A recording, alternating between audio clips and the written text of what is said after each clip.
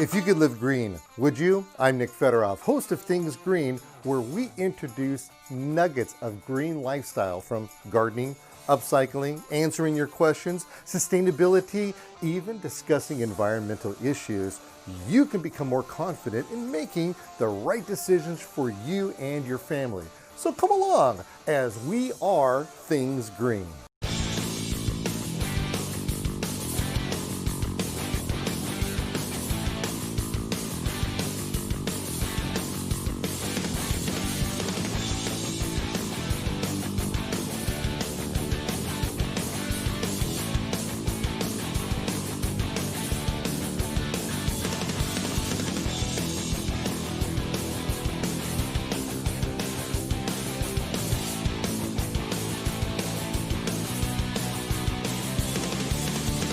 Things Green is brought to you in part by Southland Sod Farms, creators of genuine marathon sod.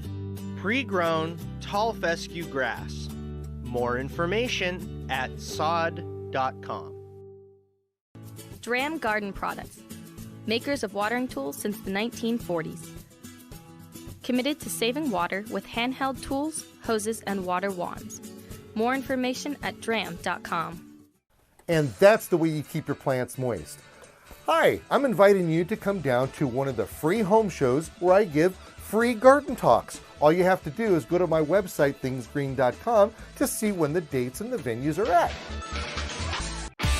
Being out in the yard and garden has never been so fun. With playful laser cut, garden, pet, and yard signs. More information at InStyleSteel.com. John Delmatoff Backhoe Service has been serving Southern California for over 22 years and is a proud supporter of Things Green. Buying it seemed like such a good idea at the time, but it's just not working for you anymore. No worries, we'll take it. Habitat for Humanity Restore. Donate today to help people in your community build strength, stability, and self-reliance. I don't know if you've ever heard of this saying before, but it's called curb appeal. And there's nobody that knows more about curb appeal than somebody who's on and knows about real estate. And with us today, we have Svetlana. How you doing, Svetlana? Doing awesome. How about you, Nick? You know, if I do any better, they're going to have to arrest me. So let's not go there, okay? I like that answer. Well, you are a real estate expert. And what kind of real estate do you normally deal in? So actually, I've practiced in 2 states. I started in California, where you guys are at, and I believe we're going to be talking more about California. And I am currently practicing in Illinois. And pretty much anything from a single family house to like multifamily apartment building. Okay, nice. We are filming a house that has been, I'm going to say abandoned. Nobody's living there right now. And we're doing repairs. And people are coming up and they're asking us on a regular basis if we're going to rent the house, or even more so, are we going to sell the house? But when you look at the house, it's not very pretty.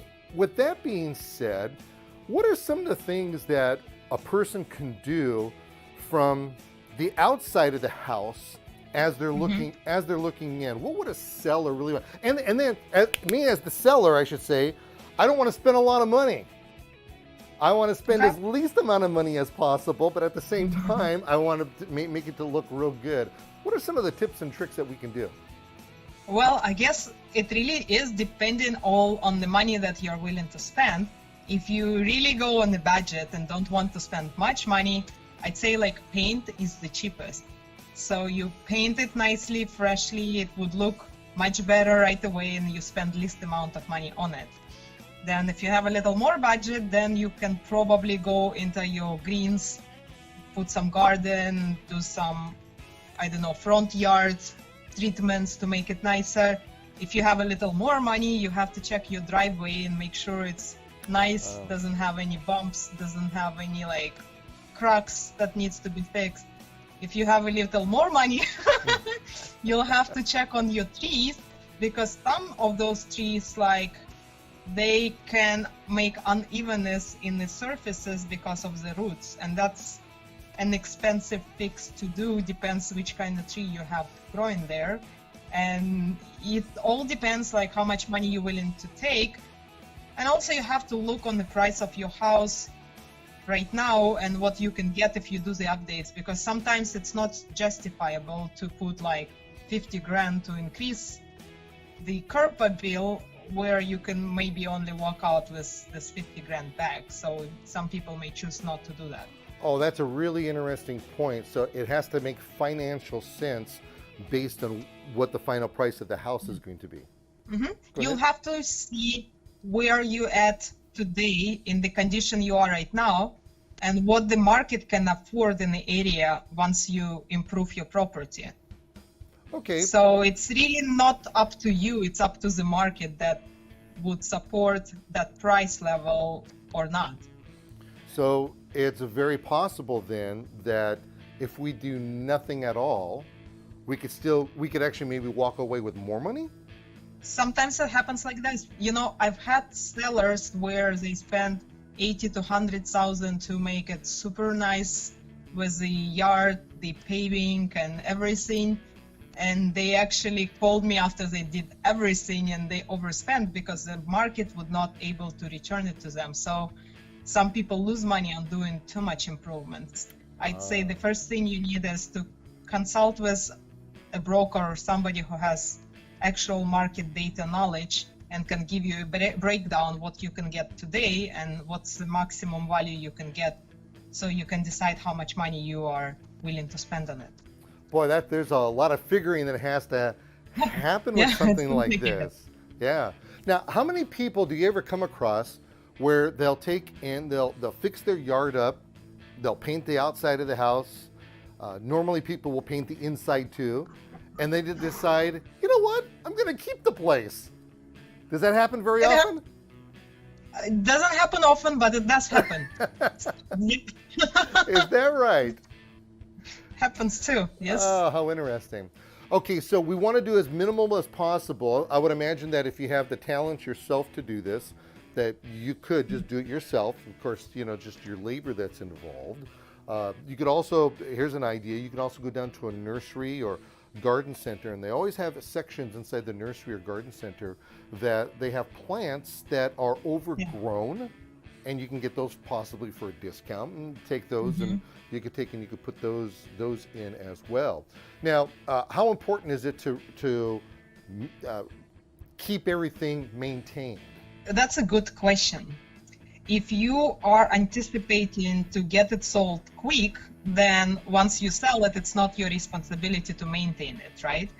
But if the market data shows that it takes a month or 2 or 3 to get it sold, then you have to think what kind of yard you would want to do. You might choose to do like a desert type of plants instead of greens that would take a lot of water and your time or your gardener time to maintain them. Ah, very good point. And then of course that's gonna, every month that you go into doing any kind of work, that's less money out of your pocket. Yep. So like this particular property doesn't have anybody in the house right now, so there's no income being generated for this, and it's coming out of the owner's pocket to have all this being fixed up and doing, you know, preparing it for whatever they decide to do, whether it's to sell it or to keep it. Yeah. So let me ask you this real quick. Now, where you're at, I don't know how popular this is, but I do know that where we're at, it's becoming that much more popular. And over here, they call them ADU, accessory dwelling units, where they're taking garages, and they've made it now legal to take garages to convert them into a living space. Yeah. So is that something people could or should think about if they're going to be selling their house, investing in something like this? Absolutely. It would increase the value of a house, and actually Chicago is just about to get in the same law bracket where they would be allowed to do that out of their garages. And as mindful as you should, having the garage and providing the space for parking.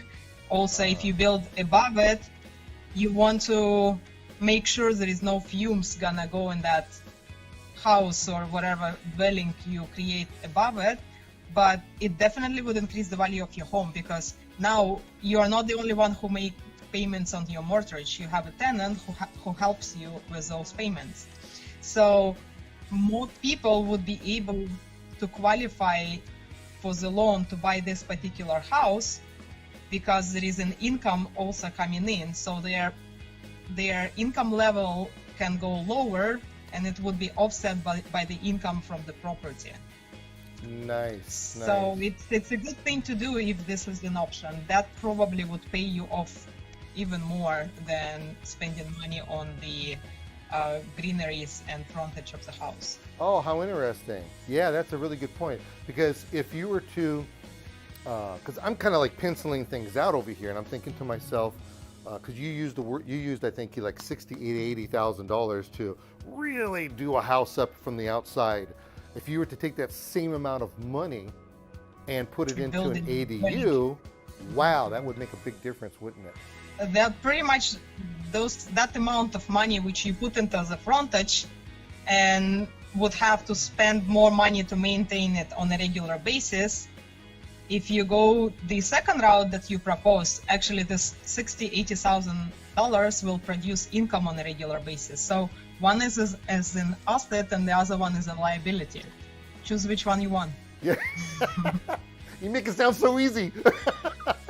Yeah, there is so many avenues in real estate. That's why I like it so much. You can do so many different things, and it really is personal. Everybody is different, and somebody wants to have personal enjoyment and not to share it with any tenants. And some people are more on a budget or more conservative, and they would prefer to have another income stream. Let's pick on the first-time buyer right now. Sure. If you were to give a tip for the first-time buyer, you have a couple that just maybe got married, or they just have a brand new baby, or whatever the case may be, and they want to get into the home, what would be the one piece of solid advice that we can give them when searching out for a home? Good one. It also is personal and depends on the couple. So you have to have a conversation with whomever that person is in front of you, because personally, for the first-time home buyer, it really is, again, depends on the character. Because for some people, I would recommend to buy 3 or 4 units where they have bigger income coming in. They can still get it with FHA financing with a low down payment if they use 1 unit for their home and the rest for rentals. And while you are young, you can buy quite a few of those over the years, and you build up a little bit of a passive income stream in addition to your regular income. So if I see it's a young person who is a home buyer, especially if they don't have kids yet, they're more flexible and moving around, I feel it's the most ideal because they build up their future along with creating their home.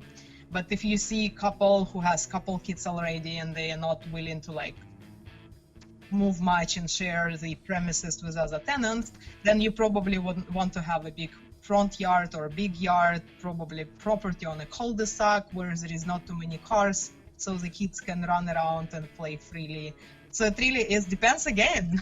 There is so many avenues. Well, I'm going to tell you this right now. We've got our studio audience over here, and they're all shaking their heads like this, like, yeah, I get that. Well, obviously, we could visit for an awful long time. You know one thing I want to do with you? I think we ought to do this. We ought to have you take your camera, and one of these days we'll have you back, and so you could show us the different types of houses that you deal with. That'd be a lot of fun. I can totally do that. I will take you on my showings, and you'll guys be one of the.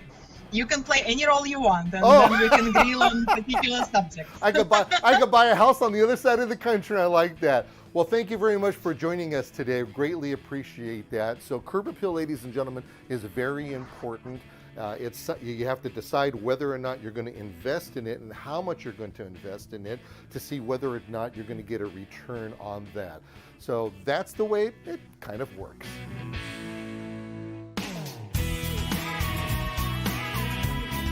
Who doesn't love a beautiful green lawn? And there's different ways to achieve that. Now, of course, the ultimate way is to replace all your lawn on a regular basis and put new in, but sometimes that's not very practical. And so instead what we do is we kind of give our lawns a little bit of an overhaul. And one great way of doing that is by using this monster right here. And Mark with the C, what are you doing over here? Oh, I'm just checking the oil, make sure that we're ready to go, and go ahead and give this a good aeration. Good, good, good, good. Okay, so we've got this beast of a machine right here. What are we looking at? We're looking at a machine that literally is an aerator. It pulls out plugs out of the ground so that the water can penetrate, the fertilizer can penetrate, so the grasses can actually grow in between the whole empty holes and be green. Yeah, be nice, beautiful. It's a great water saving thing to do to your lawn, and you actually do your lawn at least once a year, right? Once a year, yes. Yeah, so that's really important. Well, this particular lawn over here has been neglected for many a year, and one of the things that we want to do is kind of perk it up, because it is 3,500 square feet, kind of expensive for us right now to replace it all, but we do want to take and green this thing up. So this aeration process is extremely important. So let's talk about some of the components that we would find on one of these machines, and let's just start from right here. This right here is it's a fertilizer spreader. Okay. Or seed. If you want to use it for seed, you can use it for seed. There's settings, so all different types of settings. Okay. You can use it for fertilizing after you aerate, or even while you're aerating. You can actually fill this up. It holds 100 pounds of fertilizer, and you can make the adjustments as needed for the particular fertilizer you're putting down, and literally just drive and fertilize and aerate at the same time. Yeah, so multifaceted machine. Yep. Okay, so we got a big old engine right here. Yep. This thing is huge. What is it? It's a Kawasaki 17 horse. Uh-huh. It's just a gas engine. Okay. Okay. Fuel injected now. Most of these engines are all fuel injected. All right, so your maintenance on it is pretty low. It's pretty low maintenance, yes. Okay, good. And you're using regular oil? Regular oil, yep. Okay, good. Now I see a bunch of hoses going on over here. That's not typical for a lawnmower, I'll tell you that much. No. This is a hydraulic driven unit. So the hydraulics actually push the rollers down from 1 inch to 5 inches, which allows us to get the penetration that we're looking for. Okay, that's kind of interesting, because back in the day when I was a landscaper, I used to have a machine, and it was a piston-driven machine, and man, that thing just clattered, and I mean, it was the noisiest thing on the block. Yeah. Okay, we're in this neighborhood. It's pretty early right now. We don't want to wake everybody up. Is that going to be a problem with this? Oh no, this unit is very quiet. Oh, okay. We don't run it real fast because it's a small area. It can go up to 6 miles an hour, but aerating at 6 miles an hour is a little difficult, especially if the ground is hard. So you're better off, because you could actually bounce around a little bit. Yes, you could. Right? Yes, you could. Yeah. So we want these things to penetrate down into it. Now, the whole thing of this aeration process is that we do want to create, and you use the word core. So these cores are about how big? From 1 inch to 5 inches. Okay, how about in diameter? 1/2 inch to 3/4. Okay, depending on the size of the tines, right? Exactly. Okay, now I also used to run, in fact, many years ago, we used to do golf courses, and we had a drum on our aerating machine. I don't see a drum on here. It's underneath there. It's not a drum, but it's basically a wheel with spikes. Okay, so all the aeration. So we're not going to be catching the cores. No, we will not. Okay, so the reason why we caught the cores is because we were doing things like greens, and we were lazy. We didn't want to have to clean all those up. That's a lot of work. It was a lot of work, I'll tell you. So, all right, so this right here looks like a space control thing going on over here. What do we have here? Well, we have your hydraulic pressure here for the roller. This is your height from 1 inches, like I said, from 0 inches all the way to 5 inches. So One goes up, one goes down.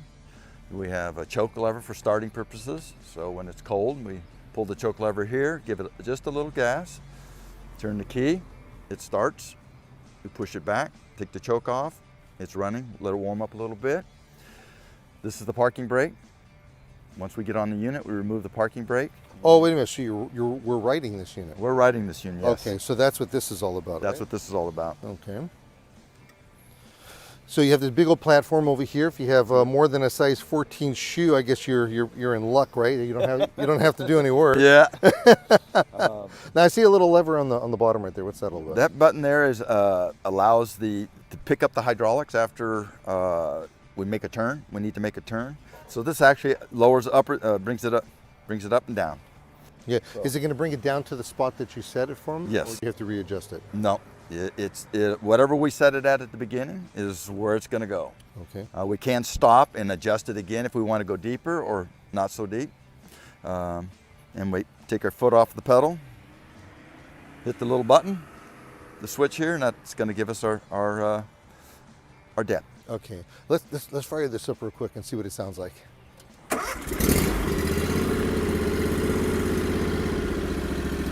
It's not very loud. No, not loud at all. And I said, you punch this up. Oh.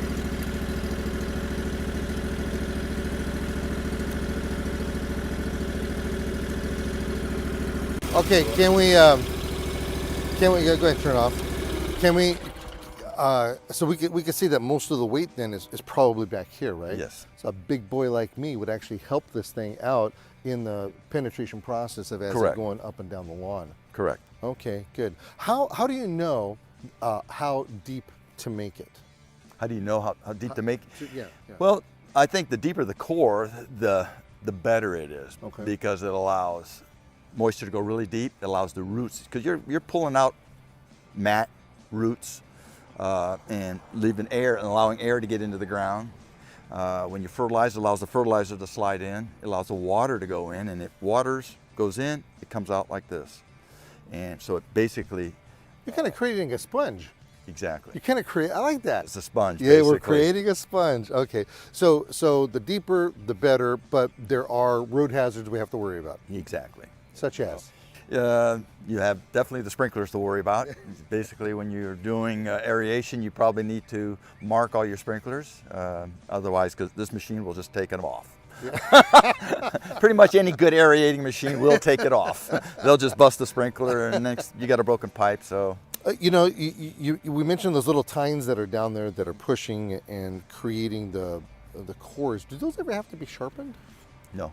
No? Okay, so once they're there, that's it. Yeah, they wear down. They will wear down, and once they get to a point where they're not pulling plugs anymore, you replace them. I see. Okay. You just pull them all out. So here we have a very simple irrigation system that's going on. We have just 3 impulse areas that are impulse sprinklers.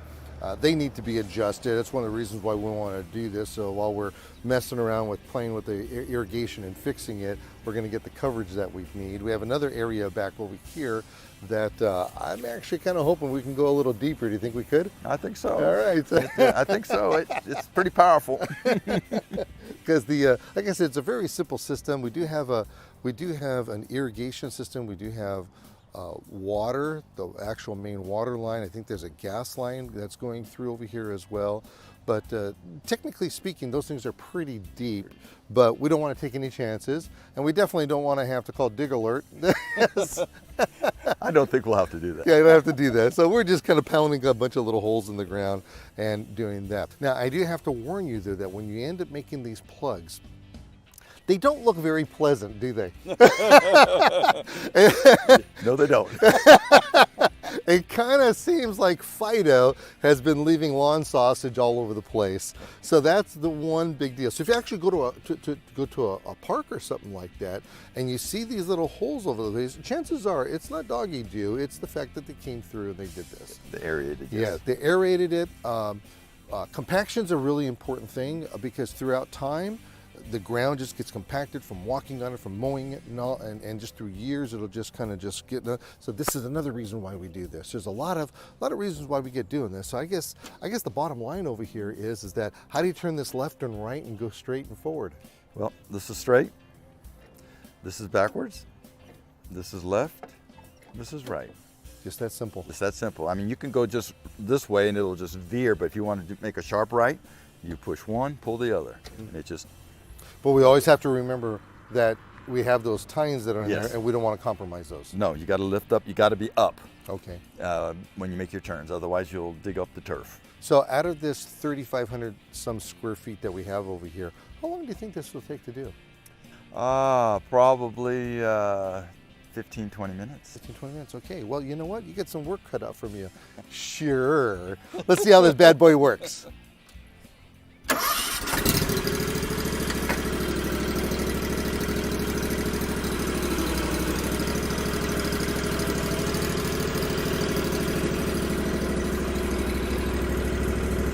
Thanks for joining me on another excursion of Things Green. Our goal is to educate, inform, and entertain so you can become exposed to a green lifestyle inside and outside of the home and community, all on your terms. Join me next time right here as we help you with Things Green.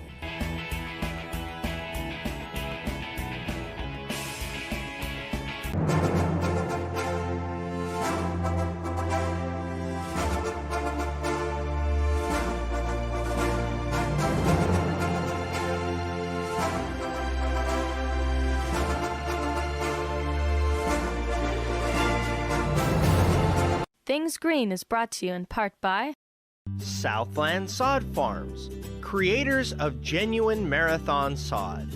Pre-grown tall fescue grass. More information at sod.com. Dram Garden Products, makers of watering tools since the 1940s. Committed to saving water with handheld tools, hoses, and water wands. More information at dram.com. And that's the way you keep your plants moist. Hi, I'm inviting you to come down to one of the free home shows where I give free garden talks. All you have to do is go to my website, thingsgreen.com, to see when the dates and the venues are at. Being out in the yard and garden has never been so fun. With playful laser cut, garden, pet, and yard signs. More information at InStyleSteel.com.